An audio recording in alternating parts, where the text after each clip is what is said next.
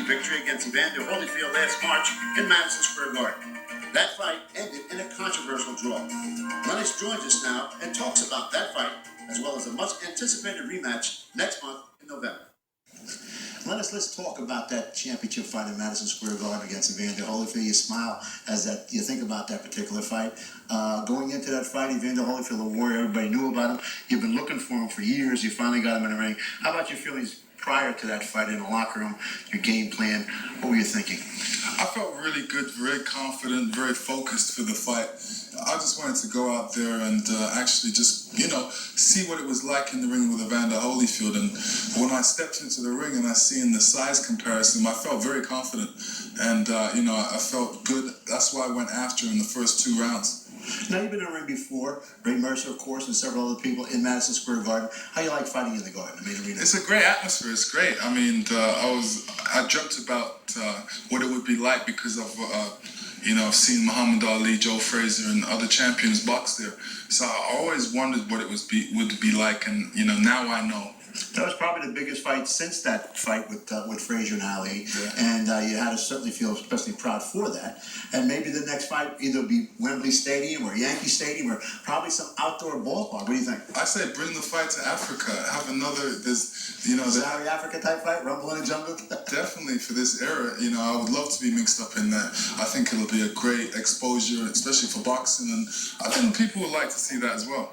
What did you think when Evander Holyfield predicted a third round knockout over Lennox Lewis? I said preposterous. I said, how dare him even think about that? Looking at me as a great heavyweight, I felt that for him to make that kind of prediction, only Muhammad Ali could make those kind of predictions. So I was really surprised at it, and I felt that if he's going to make those kind of predictions, maybe he's not thinking too straight. Were you surprised at the inactivity of him through the fight, or did you know that your jab just kept him at bay most of the night? He couldn't get in on you? I was surprised. I was actually thinking that he was conserving his energy and trying to wait until the latter rounds to come after me. That's why I didn't really pick up the pace too much myself. I just kept him on the outside and kept on scoring with the jab. Now, a lot of people at home heard Manny Stewart try to exhort you onto, he's ready now for the knockout and stuff. And I don't know if you tried extra hard for it or just kept it into a second gear and just kind of cruised. I kept it in the second gear because I realized that, he's got a lot of experience and, he could be trying to lull me into something and use his experience aspect of it. So I wasn't taking any chances in there, but, I felt quite confident. I was winning quite comfortably. Now, at the end of the fight, the judges all read their cards. You felt that, of course, you weren't going away, and you're raising the hands to the crowd and stuff. And when they got that decision, how did you feel deeply inside? How did I feel? I wanted them to recalculate. I didn't think they added that up right because I'm saying, how could I lose? Don't they realize that I was scoring with a jab all night? I failed to see where Evander Holyfield did anything really positive, catch me with any shots that, even made me take a step backwards. I was really surprised at it. And, of course, all this controversy about King being involved in fixing the fights and things. What is your opinion as a champion? The judges are under scrutiny right now, heavy scrutiny.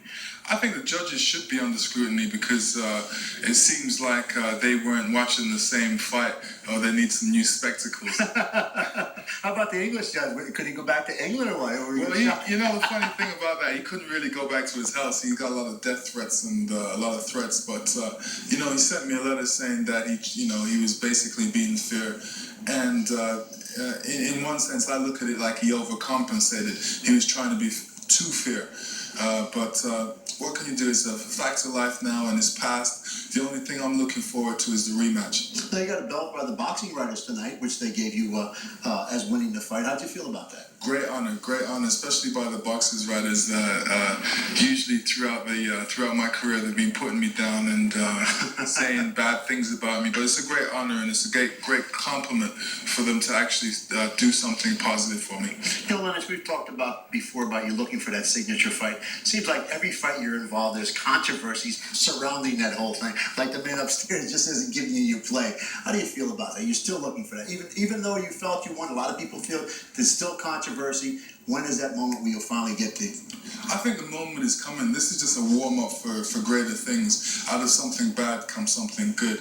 And I think if what happened to me can actually help boxing or even help make the sport a lot better, then, it happened for a reason. Let's talk about the heavyweight pretenders, as you would call them, as they all come to the crown. We had a young fella out here, 20-year-old Monty Barrett tonight, calling you out. He just became number 10 by beating Greg Page, ageless Greg Page. What do you think about his ability as a fighter? I think he's a young prospect coming up. I realize that this is a different era for me. There's a lot of young guys, and they're good and they're fast and they're real eager and real hungry. But I've got one eye on them, though. Don't worry about that. Well, there's a guy they call the president. Abiyabuchi just knocked out Chris Bird. I had him on one of my cards I promoted with Cedric Kushner several years back. I knew he was a comer then. He has a lot of skills and knockout power. I think he's very strong, and he's somebody I'm definitely keeping a one eye on because he's got that knockout ability. So, if it ever comes down to a fight between me and him, I'm definitely keeping my chin low. And of course, Lou Severese knocked out Buster Douglas. He's thrown into the mixes. How about his ability? Got good ability.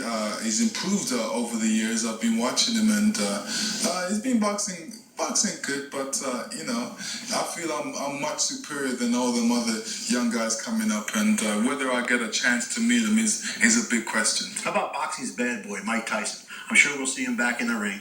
How about Lennox Lewis and Mike Tyson? How would that go, and has his skills diminished? I think his skills has diminished a lot. For him being back in the ring, I think he's still got his fan support. A lot of people that believe in Mike Tyson. That would love to see a Mike Tyson Lennox Lewis matchup. Whether he would want that is a big question. I feel that I would knock him out quite easily. What about other things other than boxing? We talked about you maybe being a superhero in some movie like they have out there, maybe beyond boxing. Yeah, I mean, it's something that's I can look into and maybe explore after boxing. But maybe they'll put me into a Black James Bond or something like that. Lennox, thanks for coming on the show, and we continue success, and hopefully you'll get that elusive signature fight and that Holyfield fight, and of course you'll certainly make more money. But more than making money is to get that recognition that you so justly deserve. Thanks for having me. Coming up on